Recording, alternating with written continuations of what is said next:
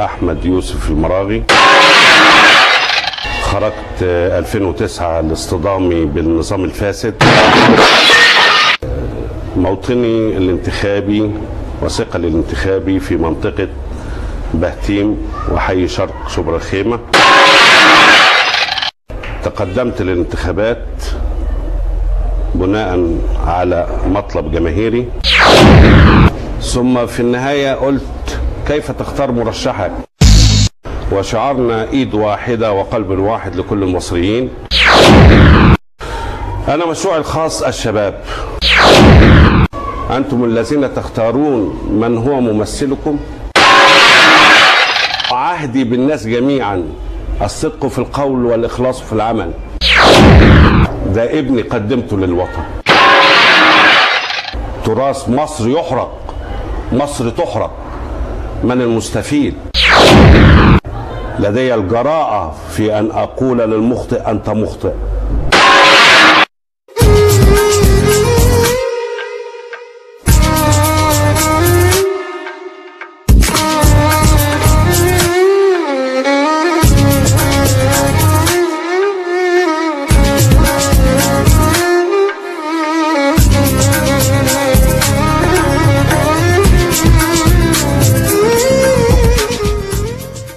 Five, four, three, two, one. حضرتك معانا على شاشة الانتخابات الأولى على الإنترنت ميديا بلدنا. أهلا وسهلا بيك. الأول نحب نتعرف بحضرتك والناس تتعرف عليك. بسم الله الرحمن الرحيم. اللهم لا علم لنا إلا ما علمتنا إنك أنت العزيز الحكيم. اللواء أحمد يوسف المراغي، لواء شرطة سابق. آخر منصب كنت في الإدارة العامة للبحث الأموال العامة. خرجت 2009 لاصطدامي بالنظام الفاسد وعدم قبولي بعض المواقف والإجراءات التي لا ترضى ضميري ومبادئي التي عشت عليها وما زلت عليها وسأظل بمشيئة الله. موطني الانتخابي وثقلي الانتخابي في منطقة بهتيم وحي شرق شبرا الخيمة.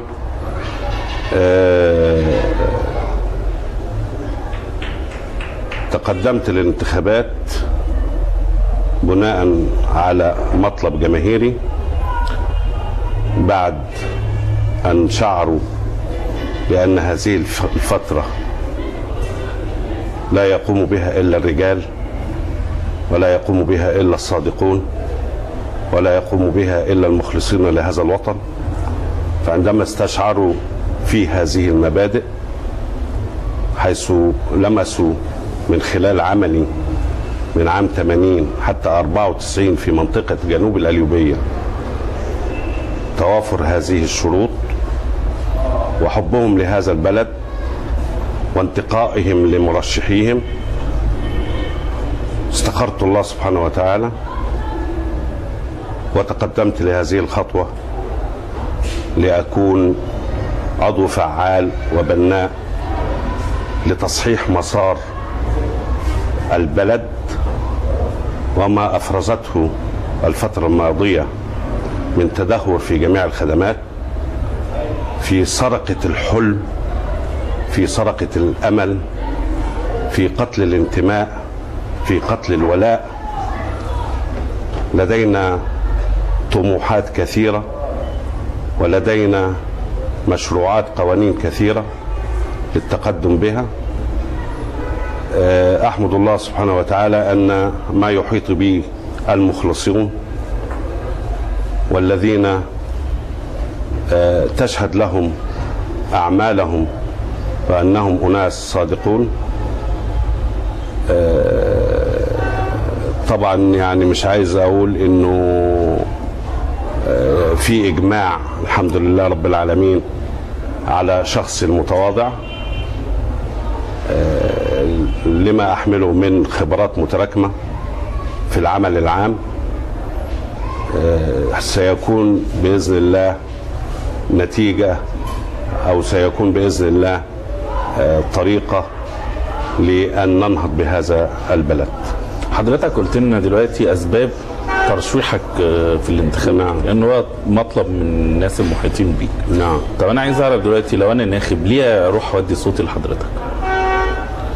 أولا عامل سيرة ذاتية شارح فيها تاريخي الوظيفي وأهم المواقف والقضايا التي قمت بها، التكريم الذي نلته خلال عملي، ثم بدأت في برنامجي الانتخابي، ثم في النهاية قلت كيف تختار مرشحك. يعني أنا بقول للناخب تختار مين الممثل ليك اللي تحب يكون ممثل ليك في مجلس الشعب. هذه الفترة تطلب رجال مخلصين، تطلب ناس ذات رؤية، ذات فكر، ذات إدراك، لديها مشاريع قوانين وتنقية كل القوانين السابقة التي استفاد منها النظام السابق والتي أهدرت ثروات البلد. فهذه المواصفات أعتقد تنال رضاء الناخب. ولا أنت مش معايا؟ سيادة اللواء، حزب الاتحاد المصري العربي، نعم، حزب نقدر نقول ان هو حزب وليد. حزب وليد بعد الثورة، حزب وليد بعد الثورة، وهو من الأحزاب الكثيرة التي كانت يعني نتيجة الثورة المباركة. تم إنشاء الحزب وسجل واعتمد في شهر 8 الماضي، وطبعا احنا تقدمنا لعمل تواجد في الشارع وقواعد ليه، وربنا يوفقنا سبحانه وتعالى يعني في هذه الفترة بأننا نجتاز هذه المرحلة. وسيتم النظر في نشر الحزب ومبادئه وبرنامجه من خلال تواجدنا وتواجد الهياكل التنظيمية لهذا الحزب. هل بيعتمد الحزب على اسم اللواء أحمد المراغي ولا اللواء أحمد المراغي بيعتمد على اسم الحزب؟ والله الاثنين مرتبطين ببعض، لأنه الحزب برضه لديه برنامج طموح جدا مع تاريخي الوظيفي وقدرتي على تمثيل مشرف للناخب، فالاثنين مرتبطين. يعني ما اقدرش اقول بقى واحد ينفصل عن واحد. طب حضرتك كلمنا عن برنامج الحزب بعد اذنك. يعني برنامج الحزب بينادي بحق المواطنة وتداول السلطة والتكافل الاجتماعي والحرية والكرامة، وينادي بأن مصر لكل المصريين وبناء مصر من القاعدة للقمة، وشعارنا ايد واحدة وقلب واحد لكل المصريين. الحزب لديه برنامج كامل في المجال السياسي والمجال الاقتصادي والمجال الاجتماعي، بينصب على كيفية تنمية موارد الدولة، بينصب على كيفية توزيع ثروات البلد والدخل القومي. برنامج طموح، وندعو الله سبحانه وتعالى أنه يوفقنا، لأنه لدينا مشاريع قوانين على هيكلة الأمن وهيكلة جهاز وزارة الداخلية، على إعادة الفلاح إلى أرضه وإلى استصلاح أرضه وتنمية الزراعة الأراضي واستصلاحها، إلى تنقية النيل وروافده ومصارفه. برنامج طموح جدا جدا جدا. ندعو الله سبحانه وتعالى أنه نوفق في هذه المرحلة، وإننا يكون لنا دور كبير في بناء مصر الحديثة. اللي هو أحمد المراغي، إيه مشروعك الخاص؟ أنا مشروعي الخاص الشباب. الشباب عايز أقول إنه نصف الحاضر وكل المستقبل. أقول للشباب أنتم الذين تبنون مستقبلكم، أنتم الذين تختارون كيف تدار دولتكم، أنتم الذين تختارون من هو ممثلكم، أنتم الذين تقولون بأن غدا سيكون أفضل أو غير ذلك. الشباب يعني قاطرة التنمية في كل شيء. الشباب عليه دور كبير جدا وهي في هذه المرحلة بالذات، وهو كيف تختار مرشحك وكيف تختار نائبك في البرلمان، كيف يكون له الجراءة في صوت حق عال، كيف يكون لديه رؤية ولديه برنامج لتحقيق مطالب جميع الشباب، كيف توفر فرص عمل كبيرة جدا، وإعطاء الشباب أولوية تولي المناصب وأولوية قيادة هذا البلد. نحن في سننا هذا نؤهل الشباب بأن يكون قيادة، بأن يقود هذا البلد، ولكن تأهيله لابد أن يكون من يؤهله أولا صادقا مخلصا في العمل، رجل لديه رؤية، رجل يحس بآلام الناس، رجل يحس بالمهمشين، رجل لديه فكر ولديه برنامج طموح يقدر يوصل الشاب لمركز القيادة. كلمات جميلة يا سيادة اللواء، بس احنا ليست جميلة، أنا صادق في كل ما أقول. ما حدش نفع عن حضرتك الصدق، أنا جميع، أنا لا أملك إلا الصدق في قولي. جميل، عايزين خطوات. وعهدي بالناس جميعا الصدق في القول والإخلاص في العمل. هذه مبادئ راسخة كما تربيت عليها وكما عشت عليها. وزي ما بقول لك، شخص زي كان في مباحث الأموال العامة كان ممكن يمد به الأمد إلى أن يصل إلى الدرجات العليا، ولكن لمبادئي اصطدمت مع الفساد واصطدمت مع المنظومة الفاسدة، وكان النتيجة إيه؟ تطلع معاش ولا نوديك حتة تانية. قلت لهم لا، الحمد لله نحن لدينا إخلاص للعمل في هذا الوطن، لدينا رؤية بأننا نقدم كل ما نملكه لهذا الوطن. أنا مش عايز أقول لك، أنا ابني مهندس، ابني الكبير طلب مني ألا استسمحك يا بابا أعيش لحظة الثورة، وأنا كأب كرجل أعمل في الشرطة أعرف ما يمكن يحدث، وقد رأينا الشهداء وقد رأينا المصابين، ولكن لم أحرمه من أن يعيش هذه اللحظة. قلت له تفضل يا ابني وخد بالك من نفسك وربنا يرعاك. عاش مع الثورة 11 يوما بعد جمعة الغضب، ولكن عاش لحظة موقعة الجمل. ولولا حفظ الله سبحانه وتعالى وما كنا نتلوه من سورة ياسين أنا ووالدته، الله أعلم كان، لكن الحمد لله له عمر إنه يعيش. ده ابني قدمته للوطن في لحظة فاصلة، وفي لحظة لم أحرمه بأن يعيش لحظة الانتصار ولحظة كسر الظلم والقهر. عاش وكان أحد الشباب الذين سجلوا على كاميرته الخاصة الأحداث، وقام بالاتصال بكثير من الوكالات على النت. طبعا راجل مهندس ويفهم طبعا في هذه الأمور، والحمد لله اللهم لك الحمد. وده الدور الرجل الوطني، انه لا يكون هناك غال في ان يقدمه لهذا الوطن. نستسمع حضرتك بمناسبة الكلام عن الشباب والكلام عن الأحداث، عايزين نعرف رؤية حضرتك للأحداث اللي بتمر بها مصر دلوقتي. أحداث مؤسفة، ومن يتولى الأمر يتحمل المسؤولية.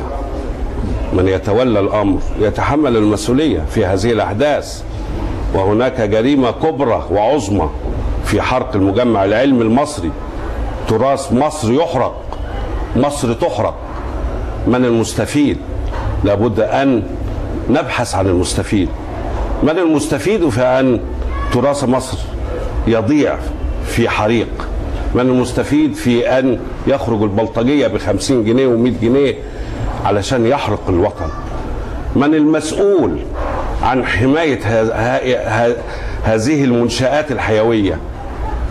كيف تقول لي يا أخي أن ما يضمه المجمع العلمي المصري من تراث ومن معلومات ومن خرائط ومن وصف مصر، كيف تقول لي كيف ذهب عن ذهن المسؤولين حماية هذا التراث؟ هل لديك إجابة؟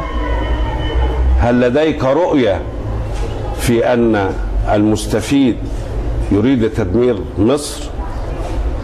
هل هناك شك في أن قوى خارجية وداخلية تعبث بأمن الوطن وتعبث بمقدراته؟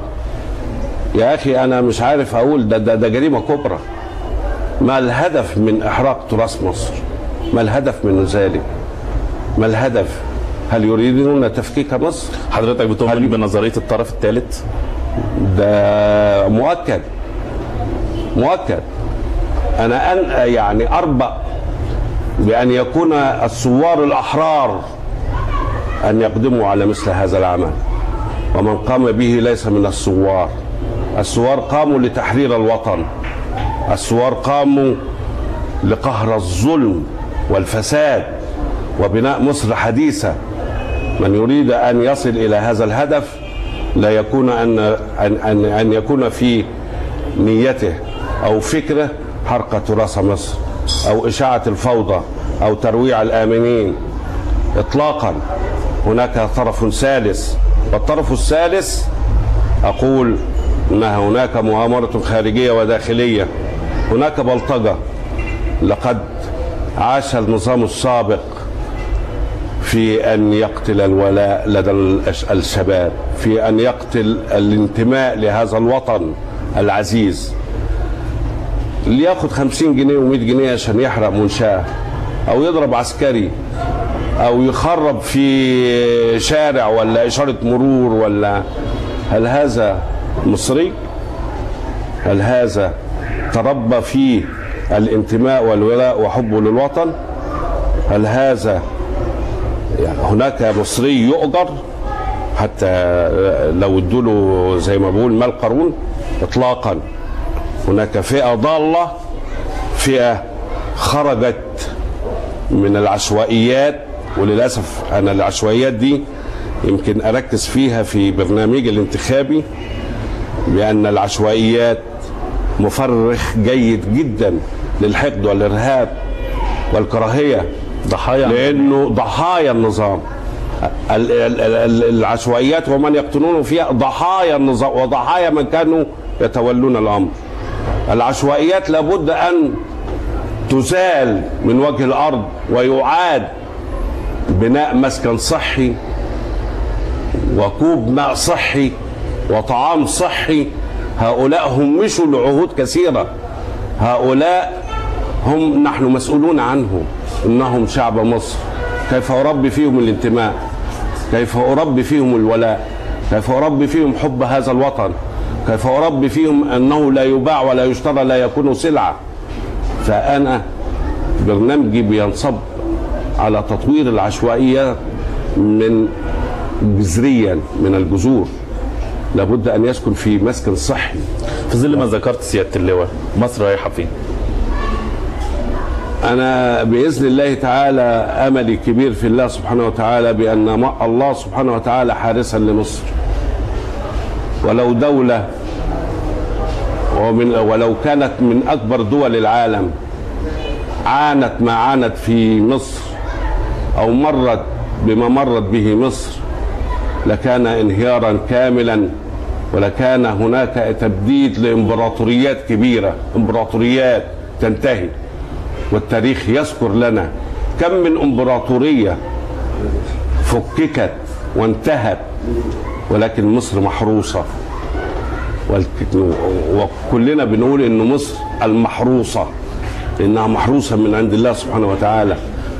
أملي عندما تتم بناء المؤسسات، عمل الدستور، اختيار رئيس جمهورية بإذن الله تعالى بما يرضيه الشعب، وبعد أن يقول كلمته الفاصلة، بس أرجو من الشعب أن يختاروا الوسطية والاعتدال، لأن مصر طول عمرها تعيش في وسطية واعتدال. لا نريد تطرفا في الفكر ولا تطرفا في الرأي ولا حبا للمناصب ولا حبا في السلطة. نريد إنكارا للذات لهذا البلد العظيم ولهذا الشعب العظيم. نريد أن نصل بمصر بإذن الله إلى بر الأمان.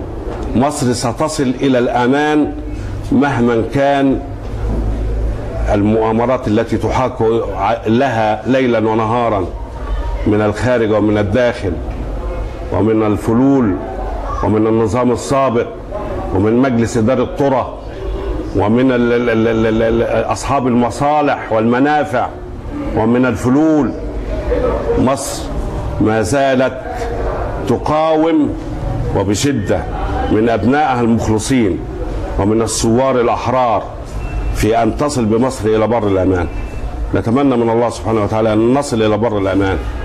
أقول للنخ في المرحلة الثالثة: دقق اختيارك، كن مع الاعتدال والوسطية، اجعل مصر لكل المصريين، اجعل مصر ساحة للأمن والأمان، ساحة للرخاء، ساحة لكسب الاستثمار، ساحة لإعادة وجه مصر الحضاري، ساحة إلى أن نستغل مواردنا استغلال جيد، ساحة لأن نكون أمناء في توزيع ثروات البلد، ساحة إلى أن ننمي مصنعنا وأرضنا ومواردنا وسواحلنا.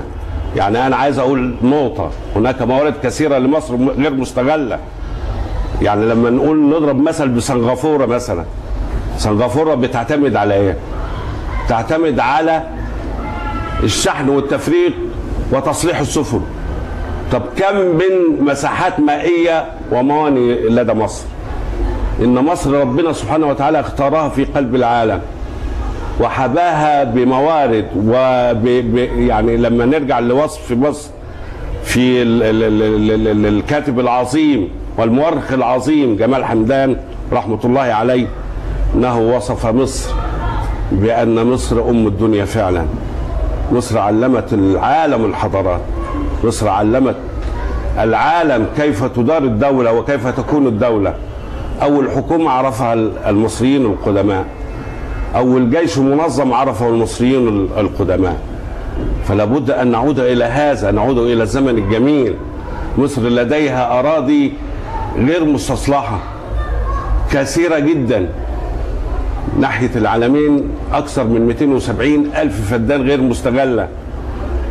الوادي ممكن أعمله دلتا جديدة، لكن يتطلب للوطن أمناء وشرفاء وقدوة ومخلصين، وإنكار الذات مطلوب رجال. البلد تحتاج إلى رجال، البلد تحتاج إلى إنسان لديه رؤية، البلد تحتاج إلى نائب قوي كيف يشرع، كيف يكون لديه آليات الرقابة على جميع أعمال الحكومة، كيف يوقف فسادا استشرى في عروق مصر، كيف أنهم نهبوا ثروات مصر وتركوا وأهدروا ثرواتها وكرامتها، كيف نحافظ على كرامة المصري في الخارج، كيف أكون يعني أشياء كثيرة لابد أن تعاد وترتب أوراقها. لابد أن يكون هناك النائب يقف صوتا للشعب الحر، نائب لابد أن يكون قويا في الحق، نائب لابد أن يكون لديه آليات الرقابة الشديدة على أحمال الحكومة والمحافظين والوحدات المحلية. أرجو أن أكون قد أعطيت نبذة عن مرشح جنوب القليوبية، وأنا أشرف بأن أمثل جنوب القليوبية في هذه المرحلة الفاصلة، ولولا أني لدي الرؤية في التقدم بهذا البلد ما تقدمت، لأنها مسؤولية، تكليف وليس تشريف، وأمانة وليست حصانة.